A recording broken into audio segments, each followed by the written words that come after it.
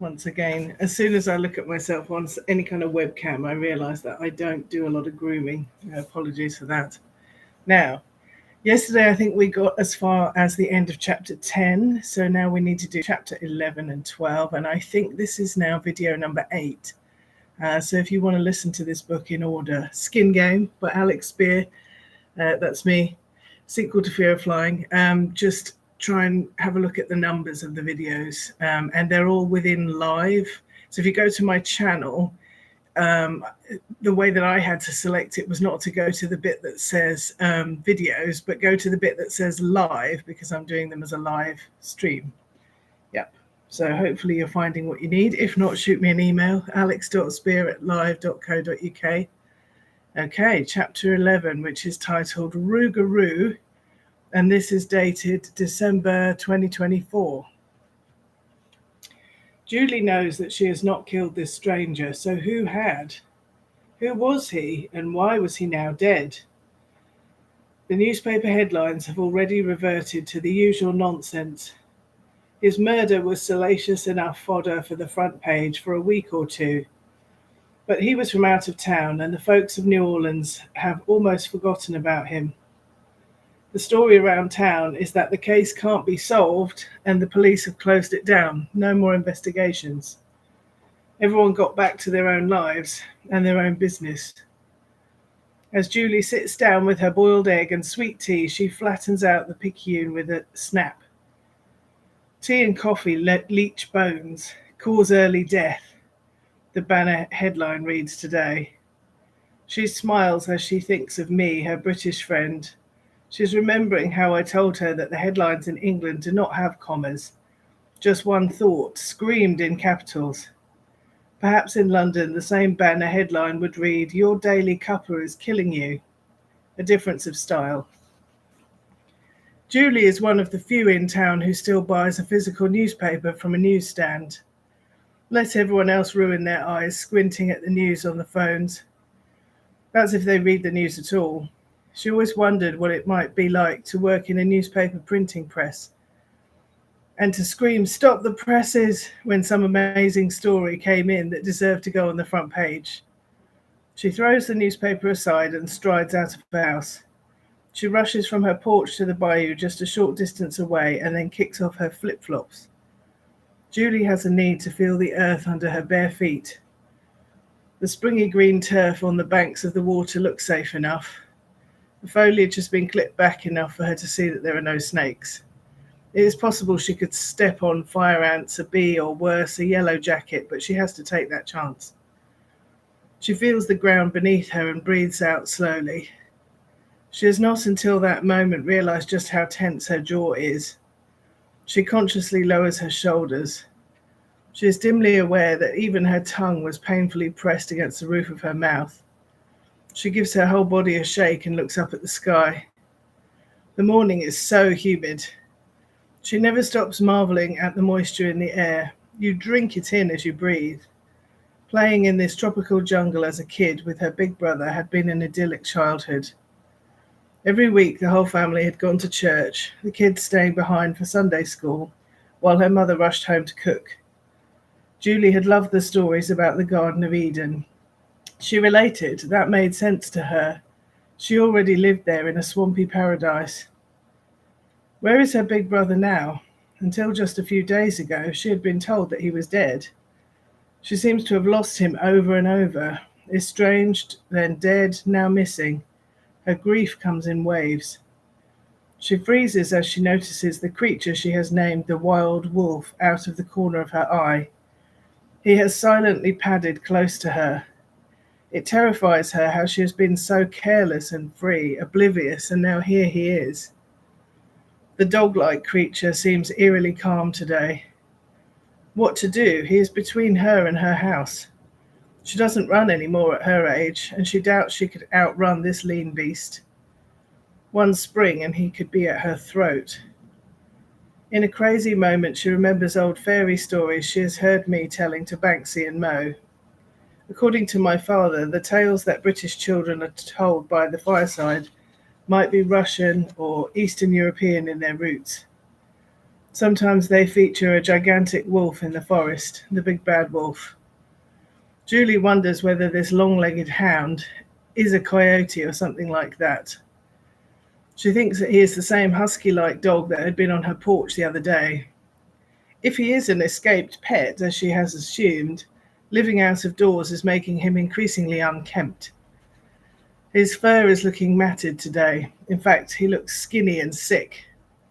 As if reading her mind, he gives a kind of pathetic cough. There have been sightings of coyotes in New Orleans and of some wild dogs that are crossed between a coyote and a wolf. Is that what this beast is? She has heard the name. Was it a coy wolf?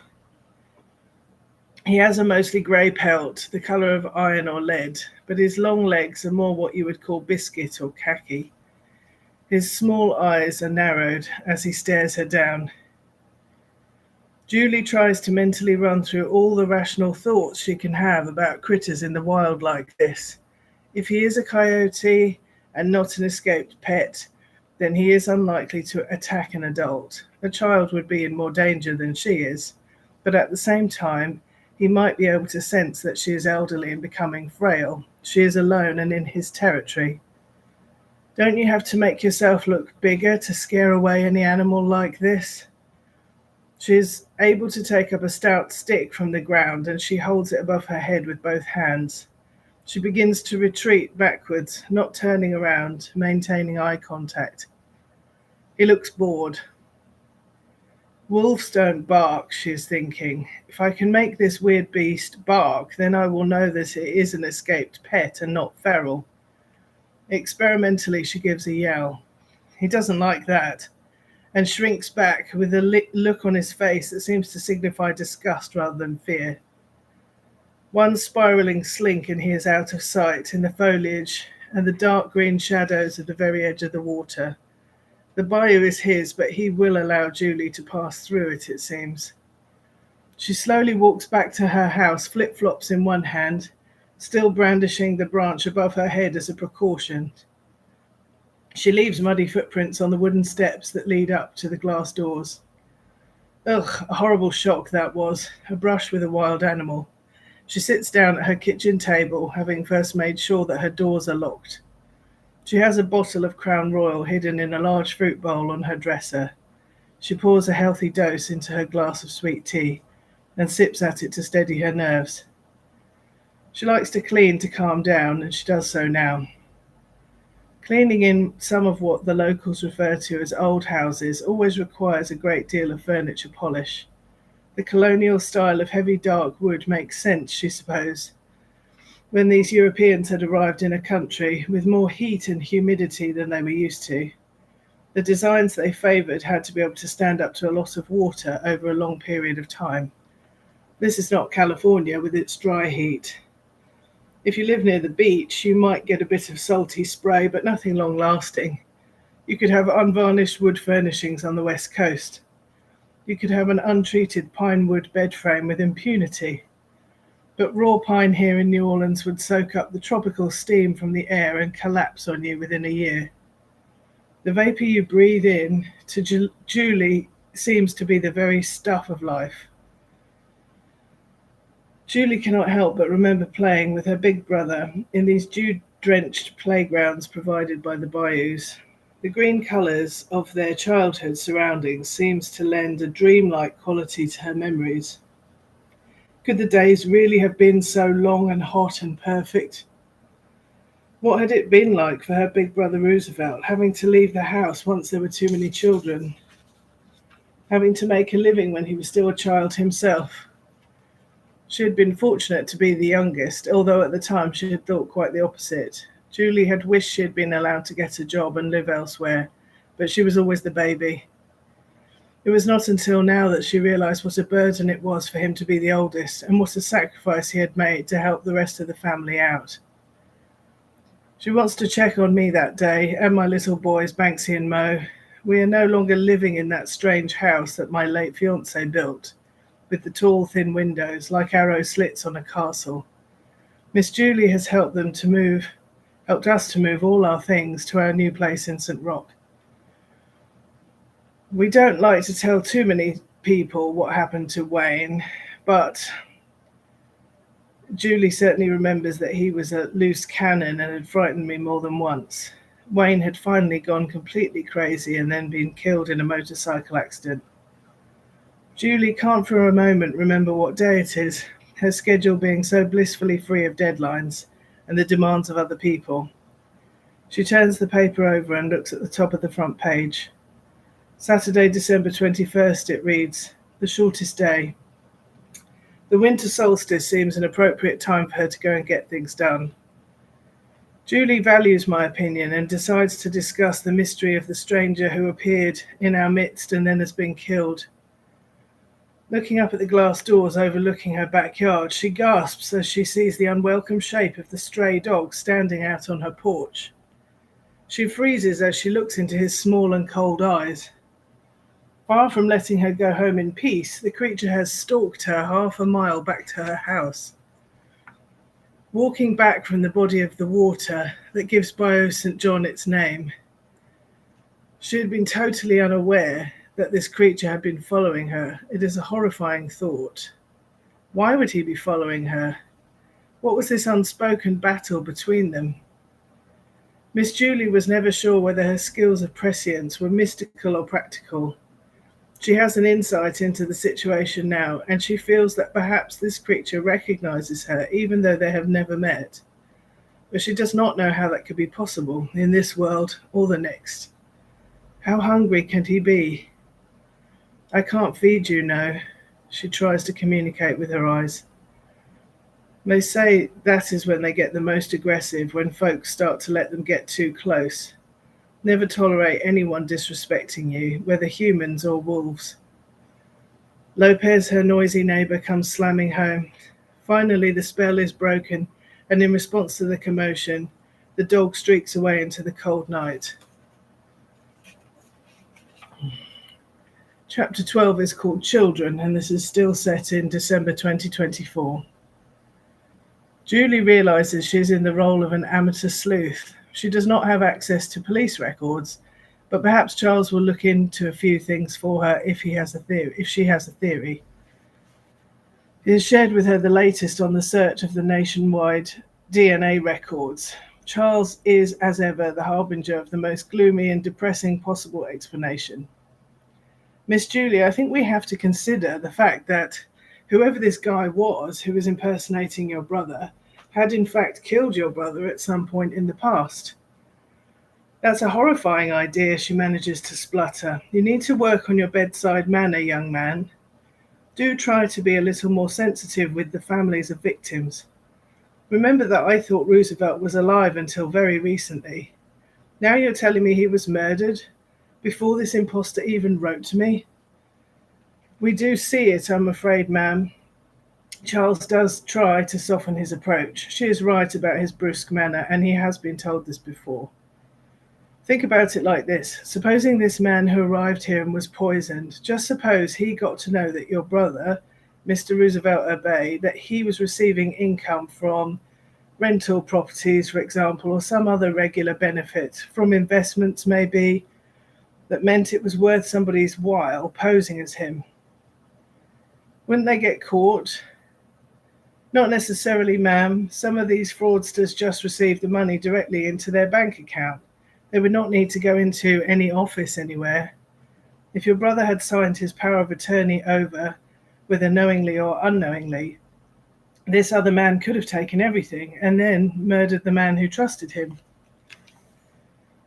I can't imagine my brother doing that, Julie insists. He was a shrewd guy. How do you think he made so much money selling the farm and investing the wages he got from acting? What makes you think he would suddenly be taken in by some sort of confidence trickster? It's just a theory. We should rule nothing out. Miss Julie wants to sit in on the next interview, but Charles persuades her to let him do it and then share his notes on his return. Charles finds Sol at the racetrack. It's a picturesque spot, outside of the frenetic energy of central New Orleans. Surrounded by the bends of the Mississippi, there is a shimmer all around it in the tropical heat. Charles suggests they go to the clubhouse they have there. His questions seem to come more naturally over a drink or two. Buy you a beer, a little dinner? Charles asks Sol, indicating the glorified tiki bar with the beautiful waitresses. Sol gives a grin. Well, sir, tonight they're serving crawfish or oysters, and I can't stand either. Charles is surprised. I never heard of that, I don't think. I thought you were New Orleans born and raised. Well, nowadays I live with my wife in Central City, but I actually spent my childhood in a little place called Cut Off. As a kid, I got sick of crawfish. We had to eat them. There was nothing else. And I can't bring myself to pay $1 or more for an oyster when I used to have to find them myself, and enough for all my brothers and sisters. When did you move to New Orleans? Not until I married, but I had a mess of cousins living here, so I had plenty of company to make me feel at home. We African Americans been here in New Orleans a long time, you know that, sir? Not every family was brought on a slave ship. I did not know that. You've taught me something there, friend. Sol warms to his theme. You white folks like to think it was you alone who stole these United States from the native tribes, and you were the ones who brought black folks like me here at your behest. Well, no, sir, and that is very significant. Because if you think you brought us all here to toil for free and die in your plantations, then you think you have a right to send us all away too, but you do not. My ancestors been here since before no Louisiana Purchase been purchased. This country is ours as much as it is yours, sir. I agree with you. Charles was sipping on his beer in the thick glass with the handle. Tell me more about where you grew up. It was rural out there in Cut Off, I guess. Sol is not so easily fooled. That it is, but we country folk know a thing or two, detective. Now, how can I help you, or can I get back to my motorcycle racing? Charles got to the point. What can you remember about the night of Miss Julie's party at the Pont d'Avignon Hotel? Sol gets out his own notebook. I wrote down as much as was still in my mind, soon as I heard that old guy from out of town had died. You can get a copy made of this if you'd like. I'll talk you through it. Charles stared gratefully at the lined pages and the neat writing in pencil. Sol was pointing out a small diagram he had made of the circular table with little floating squares all around it to denote chairs. I wrote in the names of the guests, so you can see who was sitting where, but they did switch around some later in the night. How about timings? We all sat down for them to serve the champagne at 7:30. All 13 of us were there at that point. And who was the first to leave? Guy who died, Roosevelt Abbey, although I hear that was not his real name. Apparently not, Charles agrees, scribbling to copy what Sol's notes show. We think it was a completely different person, not related to Miss Julie in the slightest, a scammer. Well, I guess scams and tricks do happen when there are large sums of money involved, Sol remarks. Anyhow, this man from out of town who had introduced himself as Roosevelt, Julie's oldest brother from California, he has a few of the canapes that are served. We're all eating and talking for maybe an hour. Then around 8:30, just when some of us were discussing ordering something a little more substantial to eat, he announces that he isn't feeling so good and he will retire early to his room upstairs. He said that? He was not feeling well? That's right. I mean, he explained it away as being just fatigue from a long journey. It's a good 3 hours in the air from California. He said he didn't fly so often these days.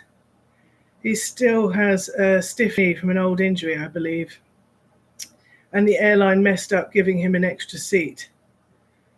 Charles blinks. They messed up how? They overbooked, tried to bump him, something like that?